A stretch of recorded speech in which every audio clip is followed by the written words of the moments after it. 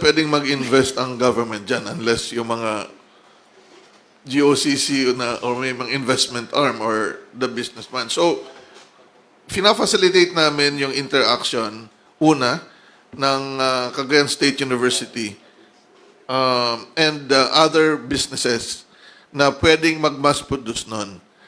We also talking to LGU kasi pagdating sa tricycle, ang talagang focal, may stakeholder mo ay local government kasi yung mga tricycle dyan.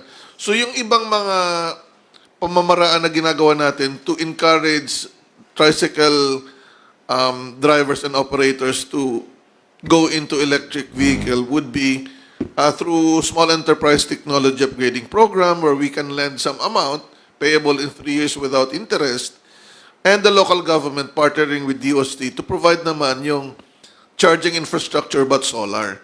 So, kunyari, sa isang lugar sa Mindanao, nilibre muna ng LGU yung pagta-charge. So, libre sila sa gasolina.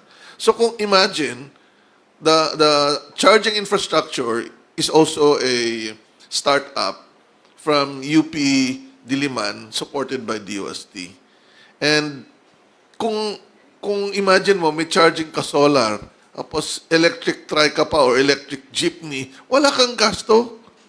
Di ba? Yan yung sagot sa ating problema dito sa oil crisis. And hindi naman yan lang yung magiging magiging situation na kailangan natin ng electric vehicle. At some point, mauubos din yan.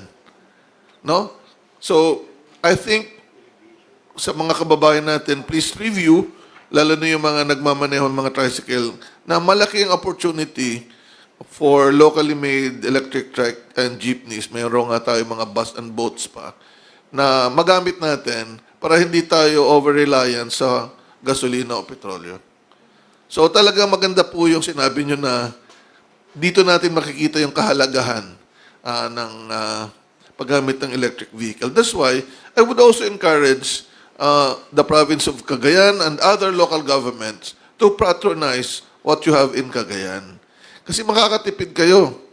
Baka kayo lang ang pwede nang lumipat sa ibang probinsya na walang gasto masyado.